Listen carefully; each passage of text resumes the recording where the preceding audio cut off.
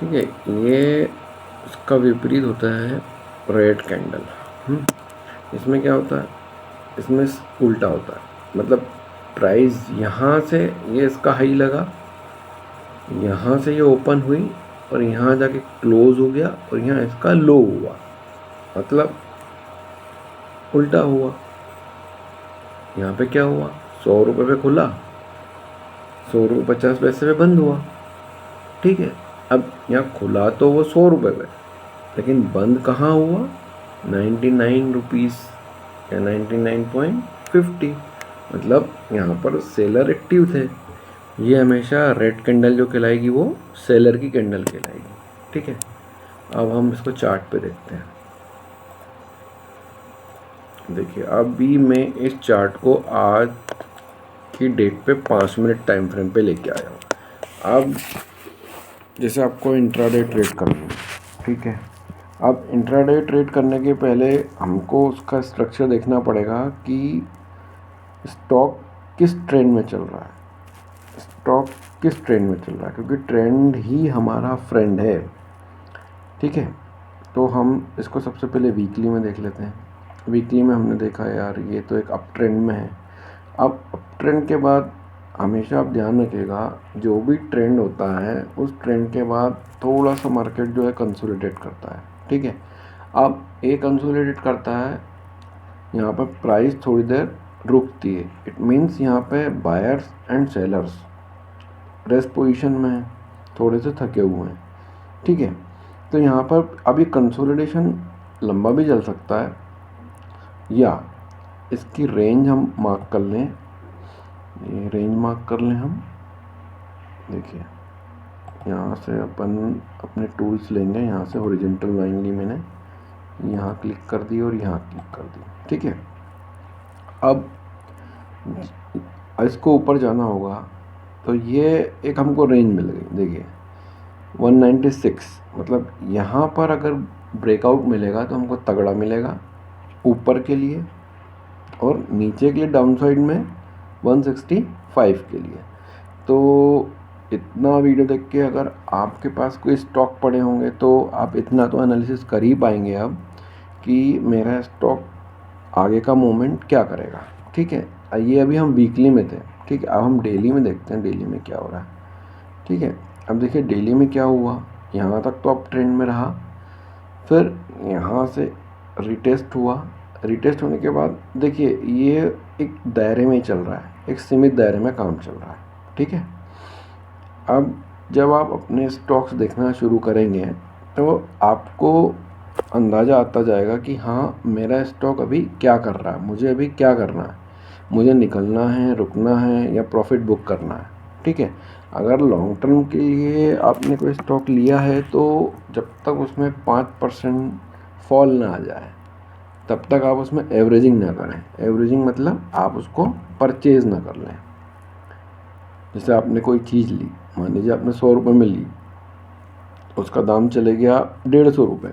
अब 150 रुपये चले गया, आपने प्रॉफिट बुक नहीं करा, आप बोल रहे थे मुझे 200 रुपये चाहिए, और मान लीजिए प्राइस उसकी आ जाती है 120 रुपये।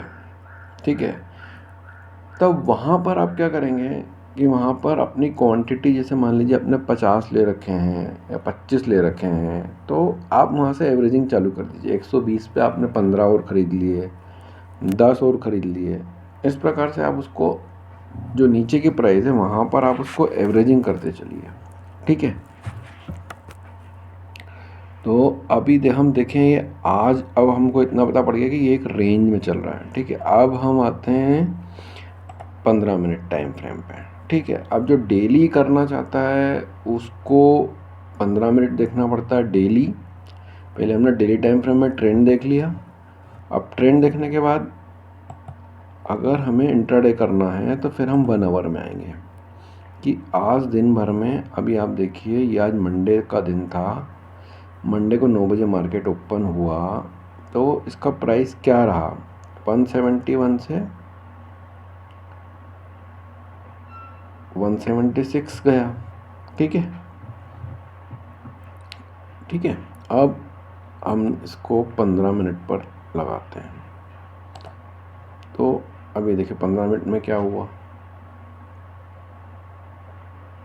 ये देखिए कैंडल चेंज हो गई ना।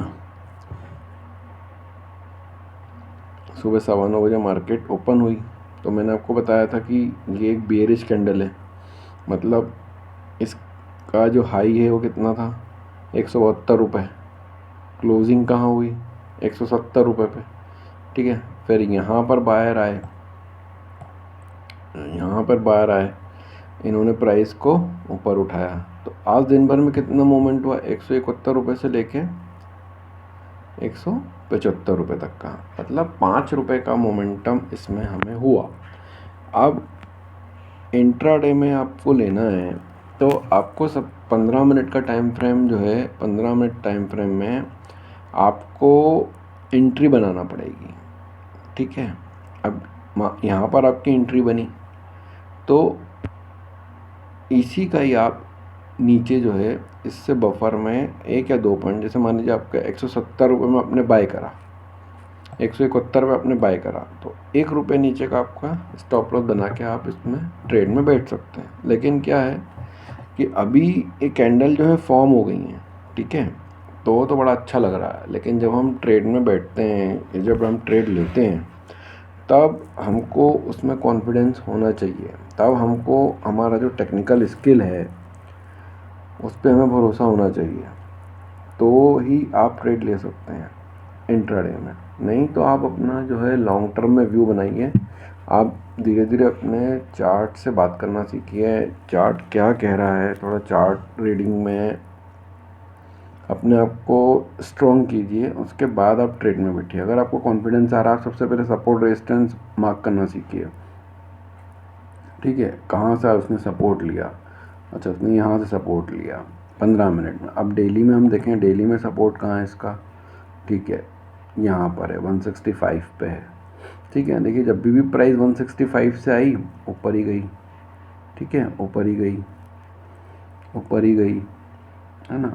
अब 15 मिनट में हम देख रहे हैं आज ही के दिन इसने जो मूवमेंट दिया है ना, फिर इसको 1 आवर पे देखते हैं कि 1 आवर में इसने क्या करा। तो ये देखिए 1 आवर में क्या हुआ, प्राइस ये चली यहाँ तक आई, ये चली, है ना। ऐसे हर स्टॉक का एनालिसिस कर सकते हैं। जैसे ये हमने लिया हिंडाल को, ये कुछ जो अच्छे स्टॉक है, अब जैसे यहाँ पर ये मेरी कुछ स्ट्रेटजी लगी हुई है, तो अभी जब हम आगे पढ़ेंगे उस समय यहाँ पर एक हैमर कैंडल बना था, ठीक है। अब हैमर कैंडल बहुत उपयोगी होता है, जब भी हैमर कैंडल बनता है और वो उसका हाई ब्रेक करता है तो हम अपने ट्रेड में इंट्राडे में बैठ जाते हैं। तो मैं जनरली जब भी इंट्राडे में ट्रेड लेता हूँ तो मैं सबसे पहले आवरली देखता हूँ, आवरली में क्या हो रहा है, उसके बाद 15 मिनट में देखता हूँ, ठीक है। उसके बाद ही मैं अपने ट्रेड को एग्जीक्यूट करता हूँ। तो आशा करता हूँ कि आपको थोड़ा बहुत मार्केट का स्ट्रक्चर पता पड़ा होगा इससे। अभी आप कल से थोड़ा सा अपने ट्रेडिंग व्यू अकाउंट को ओपन करें और आपके पास जो भी पोर्टफोलियो में स्टॉक्स हैं उनको आप इस प्रकार से अब देखना चालू कीजिए। कुछ नहीं है, ये ग्रीन कैंडल है मतलब बुलिश है, मतलब यहाँ बायर है, ये बियरिश कैंडल है मतलब यहाँ पर सेलर है, ठीक है। तो आप बायर और सेलर के पर नज़रिए से सोचें कि यहाँ क्या हो रहा है, ठीक है।